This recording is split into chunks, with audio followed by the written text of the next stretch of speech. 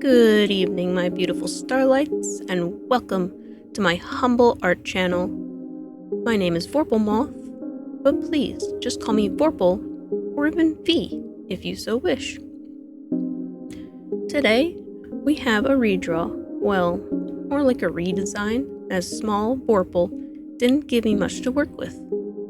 But first, a little lore.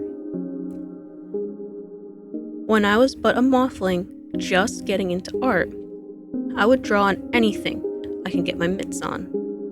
Thankfully, only paper fell victim. Lined, printer, and even schoolwork.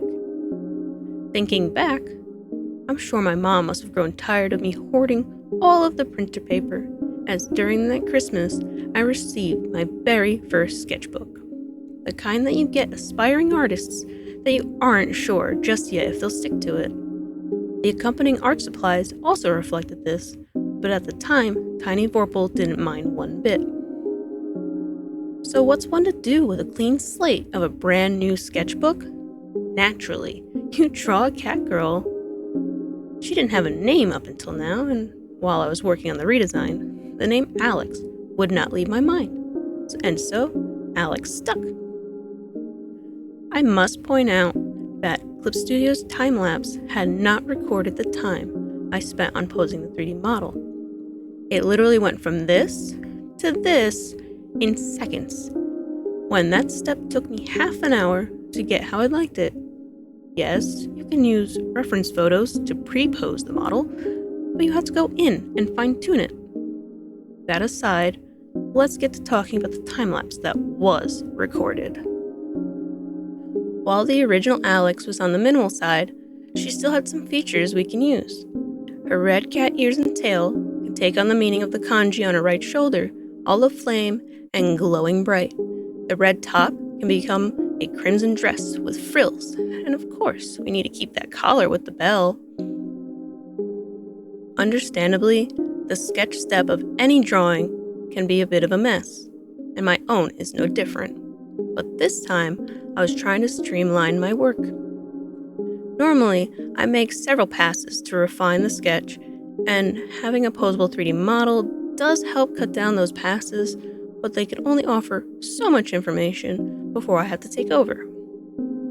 In my attempt to get my drawing done even faster, I made my process look more of a mess than it typically is. I started my line work, only to realize I could not figure out what I had wanted to do with such a minimal sketch, which repeats so many times in this drawing. Filling in the flat colors must have been the easiest part of this work. I knew I wanted mostly warm colors, with accenting cool colors with a cool background. It was when the decision to throw multiple colors into the fire is where things got difficult. Here is where I realized that the original plan of soft shading would not cut it. The only way forward was to attempt digital painting. Go big or go home, right? I've only attempted digitally painting a handful of times, and that was years ago. But why shouldn't I give rendering another go? I'm already out of my comfort zone making this video. Figured nothing would go wrong by venturing out of another. You know when other artists tell you to trust the process, and that your art is just in an ugly phase that you just gotta push past through to the other side? Oh, do they not tell you how hard it is to push through? Because she was in that ugly phase for far too long. Which could be because I used a grayscale to start the shading process. I will try not to do this again from now on.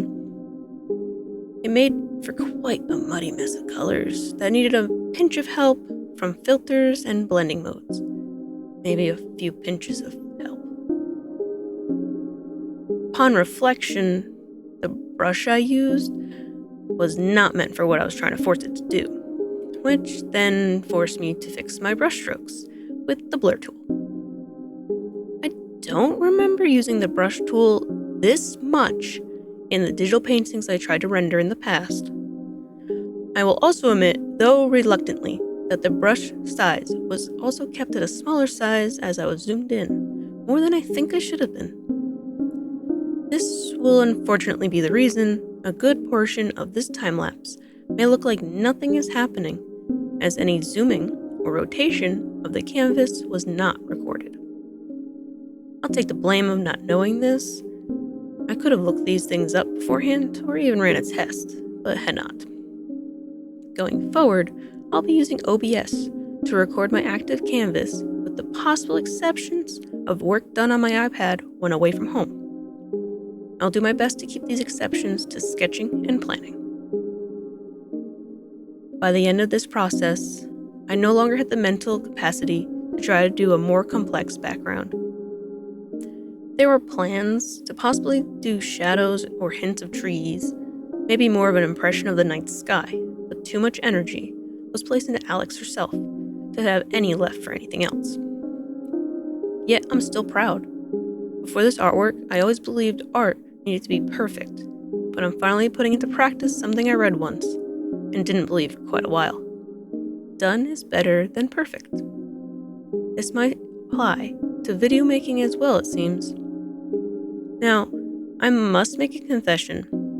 I was kind of riding a high off of how this piece had been coming along, and I honestly should not have attempted to leave my art comfort zone when I was already leaving my comfort zone posting this video.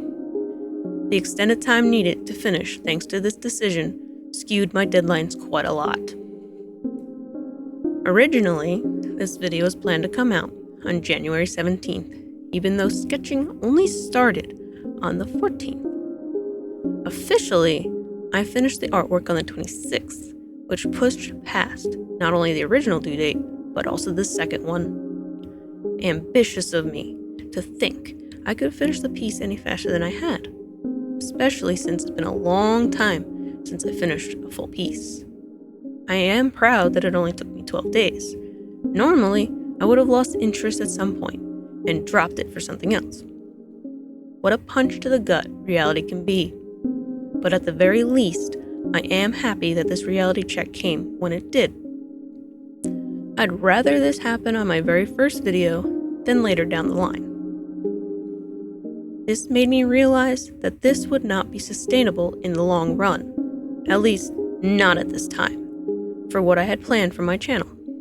At least one video a week was the plan, and it is clear to me that I am not ready for full renders to be my norm.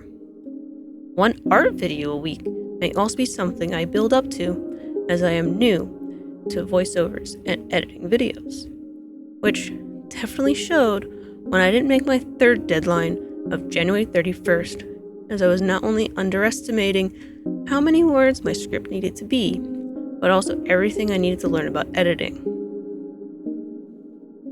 Now, please, don't get me wrong, since I'm sure this sounds like complaining. By no means do I hate what I did. Yes, I did get bored of working on the same artwork for such a long time, but the end results? This turned out to be one of the best works of art I have done up until this point, at least in my opinion. Sure, there are mistakes. There could have been a better background, and yes, a work of art later down the line could blow this one out of the water. But I did it. I learned from it. And in the end, Alex here gave me the courage I needed to put this video out there. If there is nothing else you take out of this video, please take this to heart. Keep drawing. It may take time to see it, but you are improving. Hold on to your artwork, and when you are ready, compare where you are in that moment with where you were in the past. If you made it this far, thank you deeply for sticking with me. Know that this video is only the beginning, and I truly hope that you join me on my journey to improve. Speaking of which, if you have any tips or tricks for the style I attempted in this video, I would love to read them in the comments below. If this video was to your liking, please hit that like button.